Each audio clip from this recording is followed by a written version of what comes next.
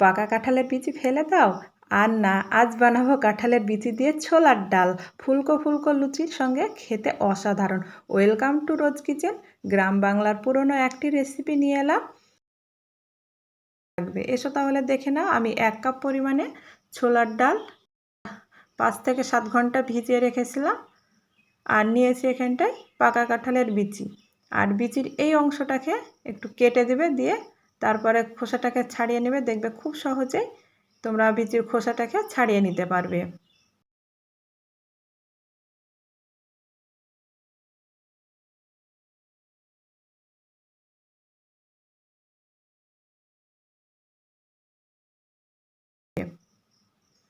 আশা করছি তোমরা দেখেই বুঝতে পারছো। আর এই পুরো রেসিপিটি দেখতে থাকো কিভাবে আমি কাঁঠালের বিচি দিয়ে ছোলার ডালটি রান্না করেছি।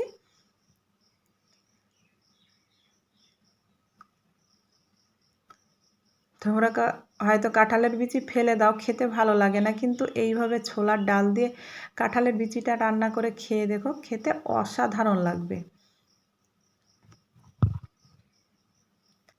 এইভাবে সব বিচির খোসাগুলো ছাড়িয়ে নিয়েছি।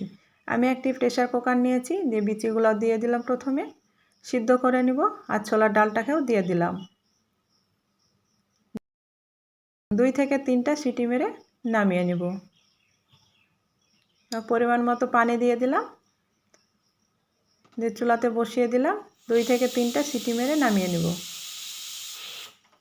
আর এখানটা আমার লাগছে পেঁয়াজ কুচি, আদা রসুন বাটা, কাঁচা লঙ্কা, তেজপাত, কিছুটা গরম মশলা, আর নিয়েছি একটি টমেটো কেটে। আমার দেখো প্রেসার কুকারটা চুলা থেকে নামিয়ে নিয়ে ঠান্ডা করে আমি ছেঁকে নিয়েছি, আর বিচিগুলোকে আলাদা করে নিয়েছি।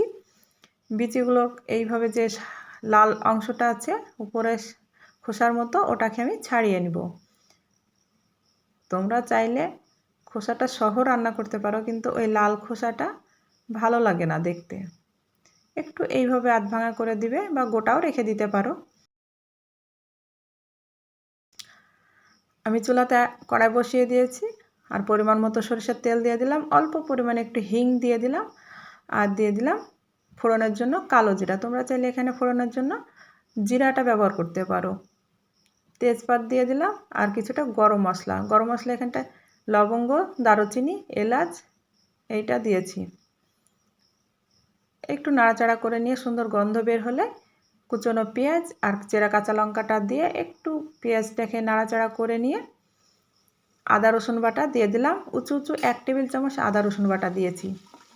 আদা রসুন বাটাটাকে ভালো করে একটু ভেজে নিচ্ছি, কাঁচা গন্ধটা চলে যাবে।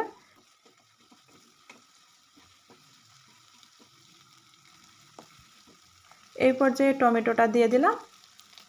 টমেটোটা একটু নাড়াচাড়া করে নেব, দিয়ে কিছুক্ষণ রেখে দেব, তাহলে টমেটোটা খুব সুন্দরভাবে মজে যাবে। অল্প একটু লবণ দিয়ে দিলাম, টমেটোতে লবণ দিয়ে দিলাম, দিয়ে ভালো করে এইভাবে নেড়ে দিচ্ছি। দিয়ে 1 মিনিট মতো রেখে দিব, যাতে টমেটোটা খুব সুন্দরভাবে মজে যায়। তারপরে নাড়াচাড়া করে নিয়ে পরিমাণ মতো হলুদ, জিরা গুঁড়ো, ধনিয়া গুঁড়ো আর লঙ্কা গুঁড়ো দিয়ে দিলাম। অল্প একটু পানি দিয়ে মশলাটাকে ভালো করে কষে নিব।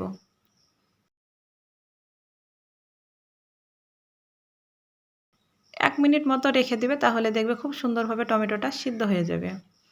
দেখো মশলাটা আমার কষানো হয়ে গিয়েছে। এই পর্যায়ে বিচিটাকে দিয়ে দিলাম।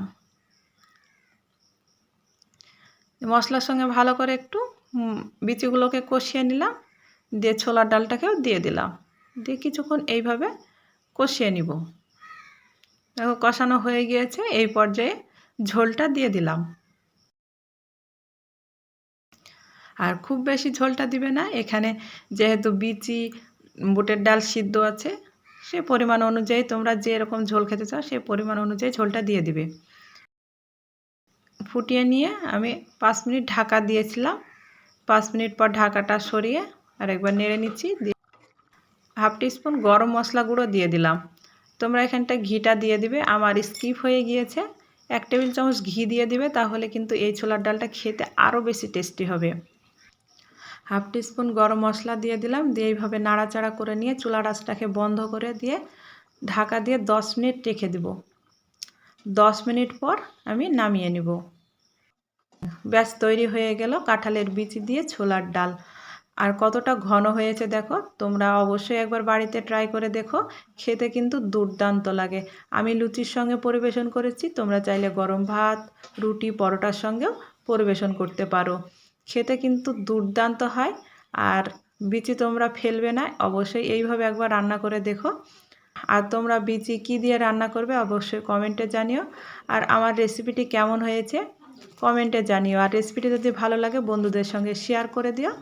আর আমার চ্যানেলে নতুন হয়ে থাকলে চ্যানেলটিকে সাবস্ক্রাইব করে দিও এরকম নিত্য নতুন ভিডিও পাওয়ার জন্য।